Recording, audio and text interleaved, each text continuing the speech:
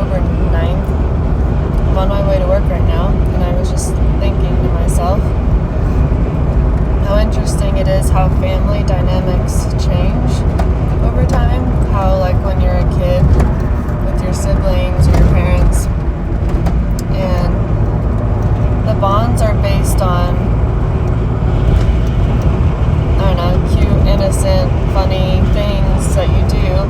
You show which just basically shows whether you like them or not, you know? There's a level of acceptance or learning lessons or just the innocent kind of things that you go through to become who you are. But then you get to a point where you have a pretty good understanding, you're pretty aware, you're going about your life, you're having now more grown-up experiences, and the dynamic with your family changes a lot. And I think some people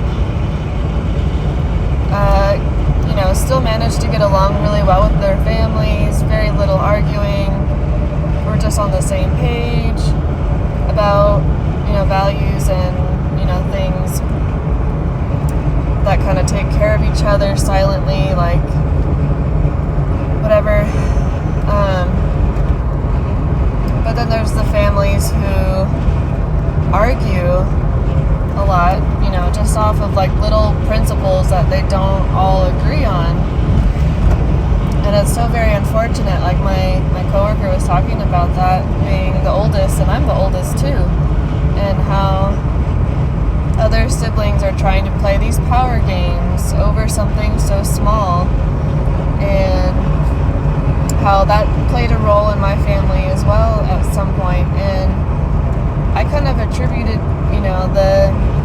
the lack of cohesive, cooperation, the arguing in my family, to showing each other our changing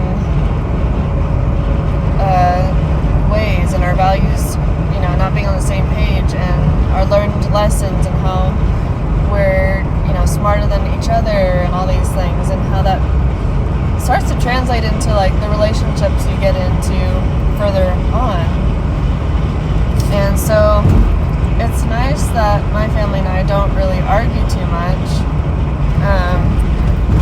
and that for the most part we get along, but we're not completely on the same page, and every once in a while we're still thinking about like how our values are different,